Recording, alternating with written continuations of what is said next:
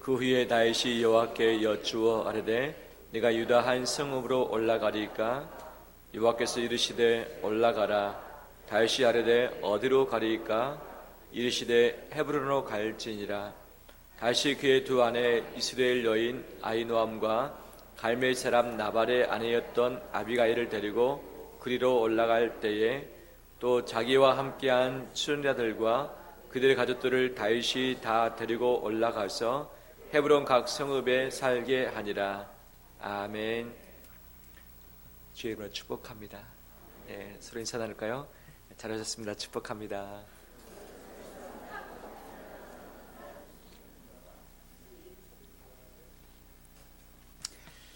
저는 어렸을 때 질문이 많은 아이였습니다.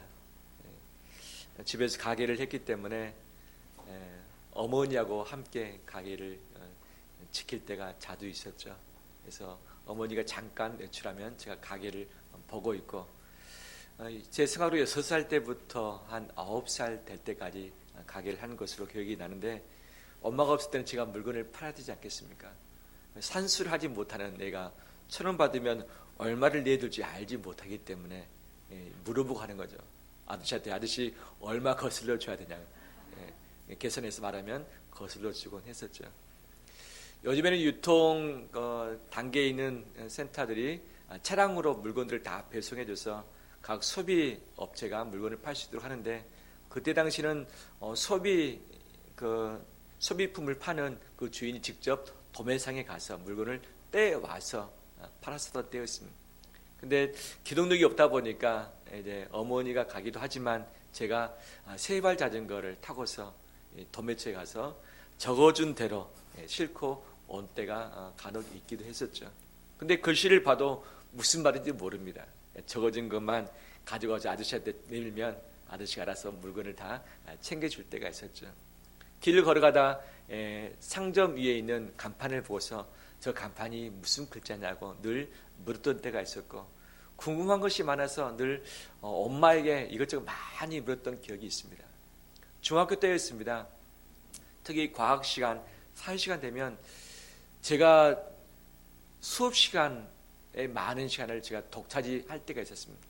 너무나도 궁금한 것이 많아서 선생님이 가르칠 때마다 손을 들고서 물었습니다. 또 묻고 또 묻고 또 묻고. 나중에는 애들이 저를 싫어했습니다. 너 혼자 수업하냐? 너 혼자 시간을 다 뺐느냐? 너가 공부 좀 한다고 잘난 체 하느냐? 너가 예수 좀 했다고 아는 체 하느냐? 라는 그 눈짓을 주기도 했지만 너무 궁금하고 너무 알고 싶은데 모르기 때문에 계속 질문을 했었던 때가 있었습니다. 서울에 처음 올라와서 살았을 때가 20살이었는데 신기한 것이 참 많았습니다. 전철, 지하철로부터 해가지고 그 다음에 여러 가지 가볼 것, 볼 것, 먹을 것, 그 다음에 거리들이 많지 않습니다. 경험을 해보지 못했기 때문에 이미 서울에서 경험했던 친구들에게 이것저것 다 물어가지고 함께 경험을 했었던 신났던 때도 있었죠. 군대에 가서는 아는 것이 없기 때문에 가기 전에 군대에 다녀왔던 선배들에게 꼬치꼬치 다 물어서 머릿속에 집어넣고 갔었고, 현장에 가서도 잘 모르기 때문에 우리를 지도하는 그런 지도자들에게 여러 가지 많은 것들을 물었던 것을 보게 되었습니다. 그런데 제가 군대에 자대 배치를 받고 나서 질문들이 많이 사라지기 시작했습니다. 왜? 질문을 할 대상이 적어지고 제가 답변할 위치에 있다 보니까 모른다는 것을 나타내기가 싫은 거예요. 저것도 모르냐, 창피하기 때문에. 그래서 한 번 질문하면 1분, 2분의 답을 얻을 것을 교범을 갖다 놓고 1시간, 2시간 동안 공부하고 찾고 겨우 찾아낸 거죠. 질문 한 번 하면 끝날 일을 질문하기 싫어서 책 갖다 놓고 공부한 제 모습이 지금 생각하면 한심하지 않았는가 생각이 되죠. 신혼 때에 그냥 결혼하면 잘 살 줄 알고 결혼하면 자식 낳아서 잘 키울 줄 알고서 했었죠. 주변에 물어볼 사람이 없었죠. 서로 어떻게 이런 일들을 헤쳐나가야 되는지. 제가 제 아내를 보니까 시골에 있는 장모님에게 전화를 할 때가 참 많이 있지 않습니까? 일들이 있을 때마다 또 생일 때, 기념일 때 전화를 하고 또 어려운 일 때 전화를 하는데 가장 많이 전화했을 때가 신혼 때였던 것 같아요. 엄마, 국 어떻게 끓여? 엄마 김치 어떻게 담아? 엄마 이거 어떻게? 계속 전화를 자주 했던 모습을 지켜보게 되셨습니다. 하지만 어느 정도 주부로서 아내로서 숙달이 되다 보니까 그것 때문에 전화하는 횟수가 많이 줄어들게 되었죠. 요즘에는 어떠느냐? 별로 전화를 안 한 것 같아요. 아니까. 그래서 안부를 위해서 또 여러 가지 건강 걱정해서 또 전화를 하기도 하지만 모르기 때문에 하는 경우는 거의 없는 것처럼 보여집니다. 저 역시 크고 나서 질문들이 많이 줄었어요.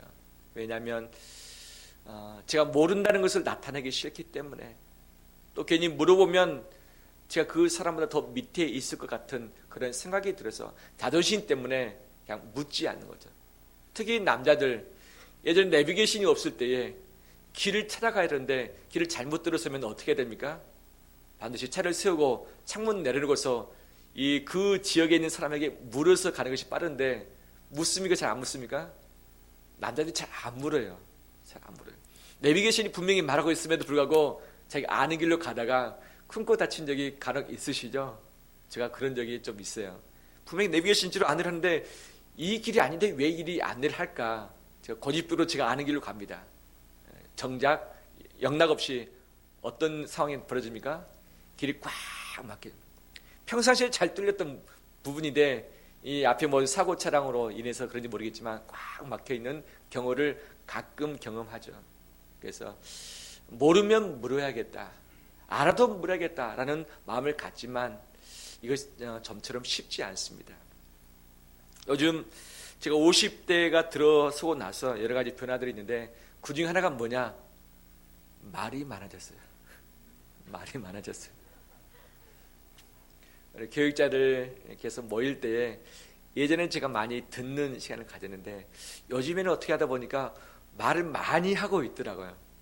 왜냐하면 좀 더 잘 가르쳐주고 싶어서 시행착오를 적게 겪도록 하기 위해서 좀 더 좋은 방안, 제 머릿속에 있는 지식 경험을 가지고 좀 알려주고 싶은 그런 마음들이 있는 거죠.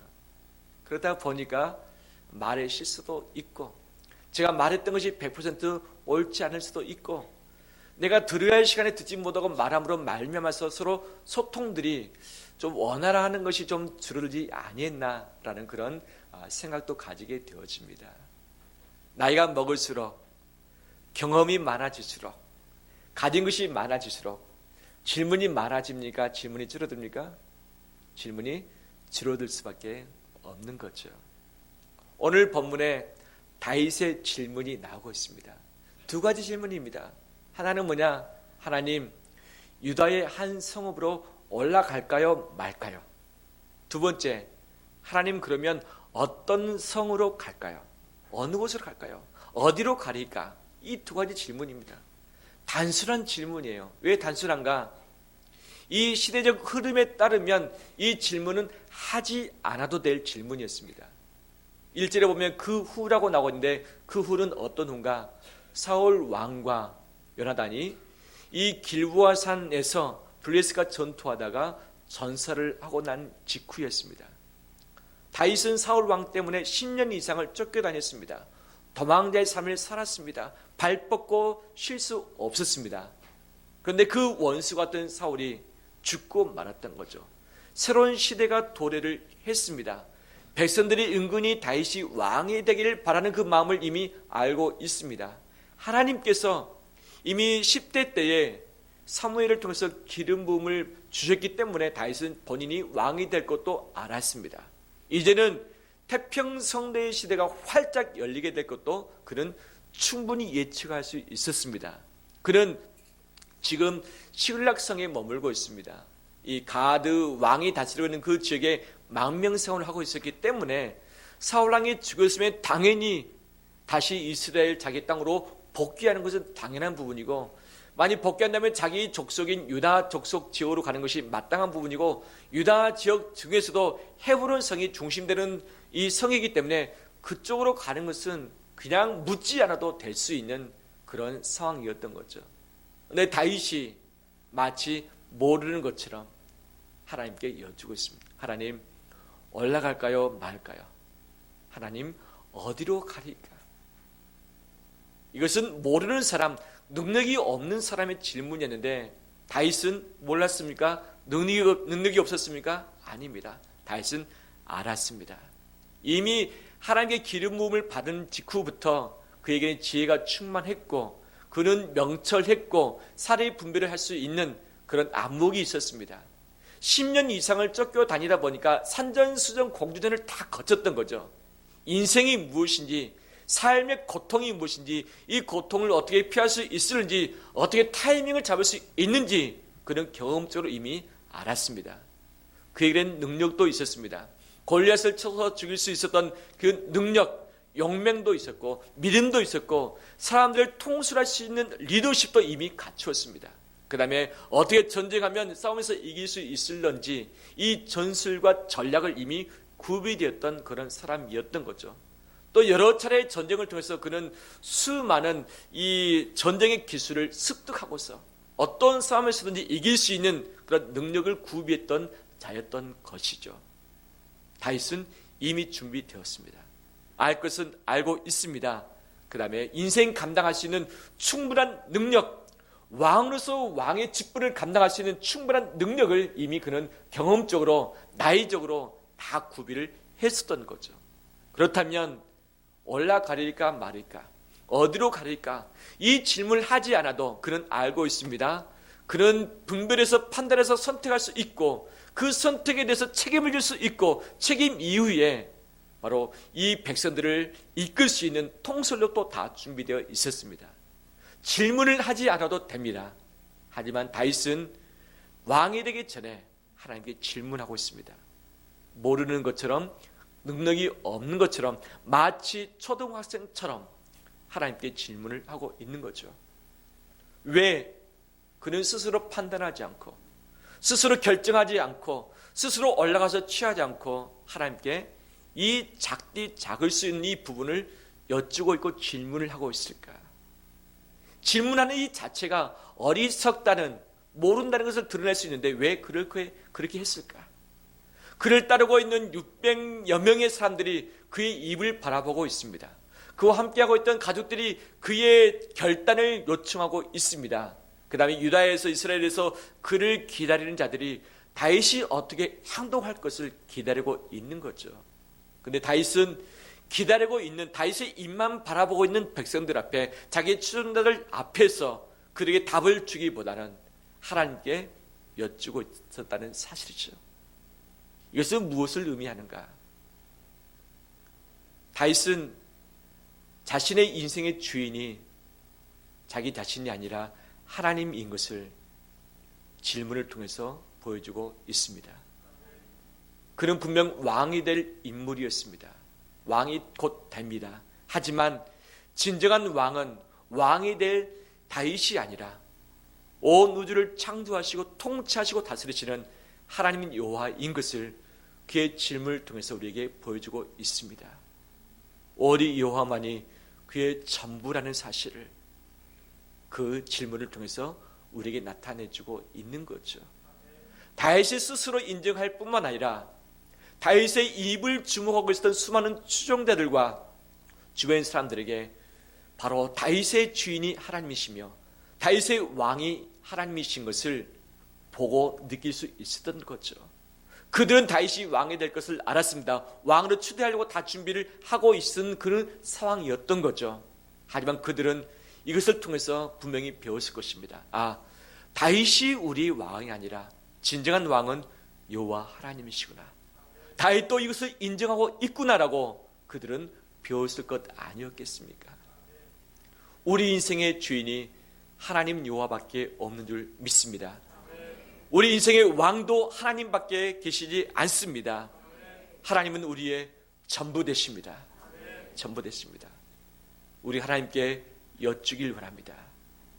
잘 알고 있는 것을 여쭈길 원합니다. 잘 모르는 것도 여쭈길 원합니다. 특히 내가 경험이 있고 능력이 있고 지금까지 쭉 해왔던 그 분야도 하나님께 여쭈길 원합니다. 몰라서가 아니라, 능력이 없어서가 아니라, 이 처신할 수 있는 분별력이 없어서가 아니라 하나님이 내 인생의 주인 되심을, 하나님 내 인생의 왕 되심을, 하나님 내 인생의 전부이심을 고백하며 인정하는 과정인 줄 믿습니다. 요즘 나는 하나님과 동행하고 있습니까? 요즘 나는 하나님께 여쭈고 있습니까? 하나님께 묻고 있습니까? 나이가 먹어감에 따라서, 아는 것이 많아짐에 따라서, 경험치가 높아짐에 따라서 가진 것이 많아지고 힘이 있은 이후에도 여전히 묻고 있고 하나님께 여쭈고 있는지요? 이것이 줄어들고 있다면 분명 문제 생길 수 있습니다. 내가 인생의 주인이라는 것이며 내가 인생의 왕이 될 수 있다는 것이죠. 이 교만이 내 삶을 가리기 시작하면 내 눈이 어두워지고 내가 최상의 선택을 했다 할지라도 그 결과를 내가 책임져야 되기 때문에 손실을 입을 수 있습니다. 우리는 지혜가 있습니다. 하지만 하나님에 비하면 아무것도 아닙니다. 우리의 능력과 경험치가 있습니다. 하지만 영원 전부터 영원 후까지 살아계시는 하나님에 비하면 아무것도 아닙니다. 우리가 능력이 있습니다. 하지만 이 능력 가지고 얼마나 우리가 인생을 잘 감당할 수 있겠습니까? 할 수 없습니다. 할 수 없습니다. 우리가 가진 돈과 가진 이 지식, 능력이 많으면 얼마나 이것을 가지고 우리 인생을 보호하며 이끌 수 있겠습니까? 이것은 하나님 보시기에 아무것도 아닙니다. 아무것도 아닙니다. 우리 인생의 주인이 하나님이심을, 왕이 하나님이심을, 내 인생의 전부가 하나님이심을 인정하며 그분께 우리의 모든 기술적인 부분부터 마땅한 부분까지, 잘 모르는 모든 부분까지, 내가 할 수 있는 부분까지도 여쭈며 엎드리는 우리 되시길 주의 이름으로 축원합니다. 그렇다면 하나님은 다윗에게 어떻게 응답을 하셨는가? 하나님, 유다의 한 성읍으로 올라가리까 말리까? 하나님의 응답은 올라가라 말씀하셨습니다. 두 번째 질문, 하나님 어디로 가리까? 헤브론 성으로 갈지어다. 이제 다윗은 자기의 가족들과 그 다음에 자기를 추종하는 모든 자를 다 데리고 헤브론 성 지역에 가서 그 인근에 흩어 살 수 있도록 배려를 해서 인생을 완전히 다 바꾸고 있는 것을 보게 되어지는 것이죠. 이것을 통해서 알 수 있는 하나님은 어떤 분이실까? 저는 이것을 보면서 이런 질문을 해봤습니다. 하나님은 왜 다윗이 여쭈기까지 미리 응답을 하지 아니했을까? 다윗이 질문할 때까지 왜 하나님은 아무런 답변을 하지 않으셨을까? 왜 명령하지 않으셨을까? 사울 왕이 죽었다는 소식을 다윗이 먼저 알았을까요? 하나님이 먼저 알았을까요? 하나님. 이 시대의 판도가 확 바뀌었다는 것을 다윗이 먼저 알았을까요? 하나님이 먼저 알았을까요? 하나님이 알았습니다. 다윗이 왕이 될 것을 사무엘이 먼저 알았습니까? 하나님이 먼저 알았습니까? 하나님이 먼저 알았었던 거죠. 하나님은 뜻이 있습니다. 하나님의 계획이 있으십니다. 모든 것을 알고 계십니다. 시대가 바뀌었음을 이미 알고 계시고 다윗이 왕이 될 것도 아셨습니다. 가장 좋은 타이밍이 언제인지도 아셨던 것이죠. 하나님은 사울 왕을 이미 버리셨습니다. 그런데 하나님은 다윗을 세우셔서 다윗뿐만 아니라 온 이스라엘 백성이 하나님을 높이며 경외하도록 하기 위함이었는데 좀 더 빨리 해야 되는 것이 마땅하지 아니했을까요?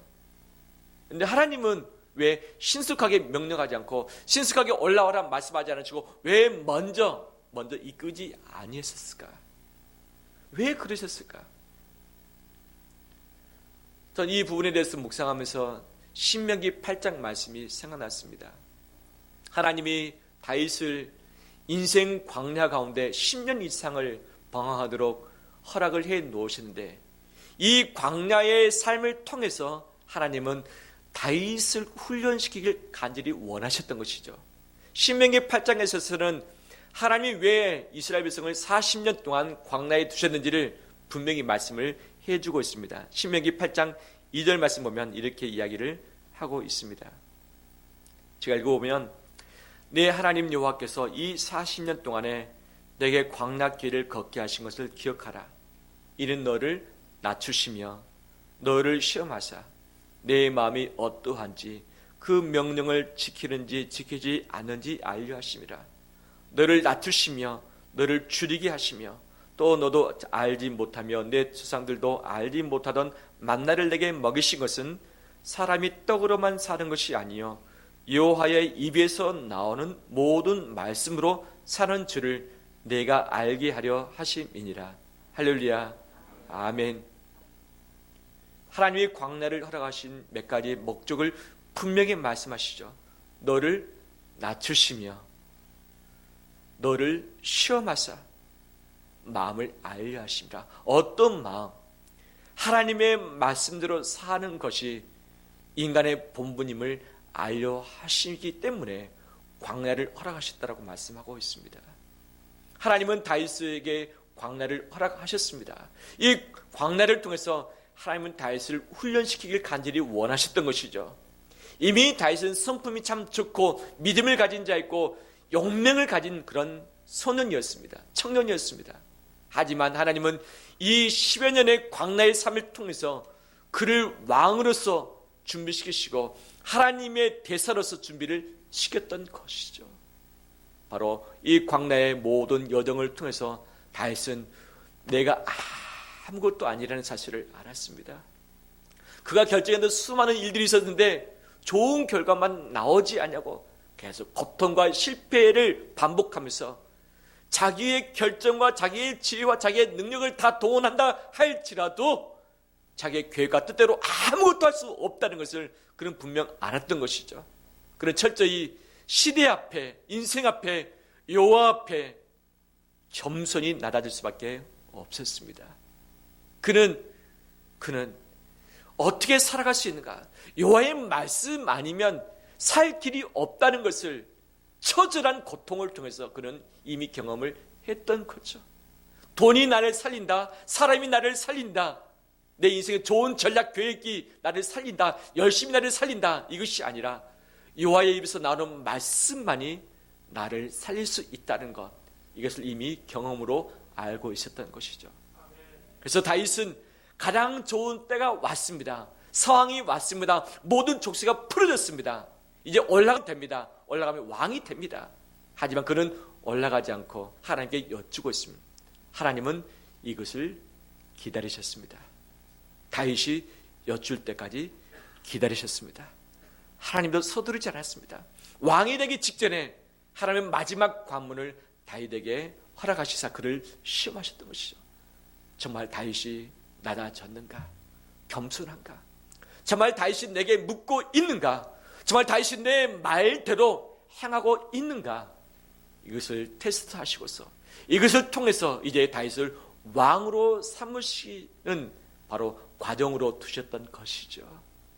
하나님은 우리 인생을 시험하십니다. 하나님은 우리 인생을 광야 가운데 두십니다. 하나님은 우리가 여쭐 때까지 기다리십니다. 여쭐 때까지 기다리십니다. 이 여쭌다는 것은 우리의 겸손을 의미하며 하나님 외에는 살 수 없다는 이 신뢰, 이 말씀을 붙드는 우리 믿음을 하나님께서 훈련시키길 원하신 것 아니겠습니까? 우리 인생의 고통과 어려움을 통해서 더 낮아지길 원합니다. 하나님 아버지 앞에서 내 개인의 인생 앞에서 또 함께 살아가는 사람들 앞에서 우리가 머리를 숙이고 마음을 숙이고 무릎을 꿇어서 주 앞에 겸손함을 나타내는 우리 되길 원합니다. 또 하나님께 여쭐 뿐만 아니라 사람에게 여쭈길 원합니다. 내가 잘하는 것, 내가 이미 경험했던 것, 내 능력이 있지만 더불어 동행하기 위해서는 내가 어디로 갈는지 어떻게 해야 되는지 하나님께 여쭈고 사람에게 여쭈어나가는 우리 되길 원합니다. 다윗은 하나님과 동행했습니다. 그 방향, 그 속도, 그 타이밍, 그 방법 하나님께 하나씩 여쭈고 있는 거죠. 여쭈는 것이 동행의 증거입니다. 하나님과 동행할 때에 하나님은 그 길들을 예비하십니다.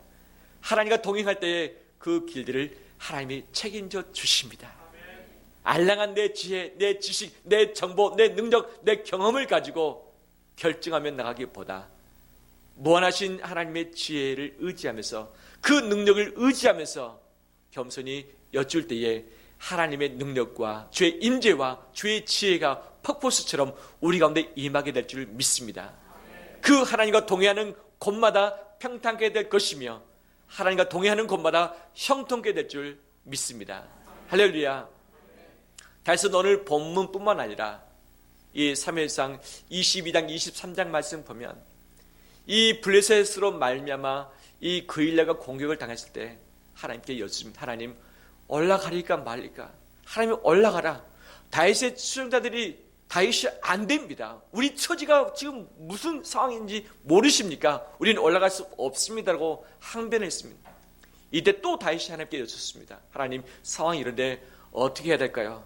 너가 올라가라. 내가 너의 손에 맡기겠다라고 했죠. 그래서 다윗이 올라갔습니다. 나중 이 사무엘하 5장 보면 다윗이 왕이 되었습니다. 왕이 되다 보니까 블레셋이 또 쳐들어왔습니다. 왕이 돼서 블레셋을 방비하는 것은 마땅한 일인 거죠. 그런데 바로 출전하기보다 하나님께 여쭙습니다. 하나님, 올라갈까요 말까요? 싸울까요 말까요? 싸우는 것은 당연하죠. 왕으로서 당연하죠. 당연한 부분을 또 여쭈고 있는 거예요. 올라가서 맞짱 뜨라. 맞짱 떴습니다. 이겼습니다. 똑같은 자리에 또 블레셋이 올라왔습니다. 네, 하나님께 또 여쭙습니다. 하나님, 올라갈까요 말까요? 이제는 정면 승부 걸지 말고 숨어 있다가 기습 공격을 하라. 또 하나님 말씀대로 기습 공격을 해서 승리로 이끌었던 거죠. 광야에 있을 때에 유다 땅으로 돌아오기 직전에 왕이 된 이후에 다윗은 계속 하나님께 여쭈고 있습니다. 이것이 다윗의 하나님과의 동행이었던 것이죠. 반대로 역대상 10장 말씀 보면 사울이 죽은 후에 사울에 대한 평가가 나오고 있습니다. 어떻게 말하고 있는가? 사울이 죽은 것은 여호와께 범죄하였기 때문이라. 그가 여호와의 말씀을 지키지 아니하고 또 신접한 자에게 가르치기를 청하고 여호와께 묻지 아니하였으므로 여호와께서 그를 죽이시고 그 나라를 이새의 아들 다윗에게 넘겨주셨더라. 아멘. 하나님께 묻지 아니함으로 하나님은 그를 죽이시고 그의 왕권을 빼앗았던 것을 보게 되어집니다. 하나님만이 우리의 인생의 주인 되십니다. 하나님만이 우리의 왕 되십니다. 하나님만의 길이 있고 지혜가 있습니다. 그분께 우리의 지식, 우리의 능력을 내려놓고서 여쭈길 원합니다. 그 하나님이 신실하게 우리를 선한 길로 인도해 가실 줄 믿습니다. 우리 함께 찬양하면서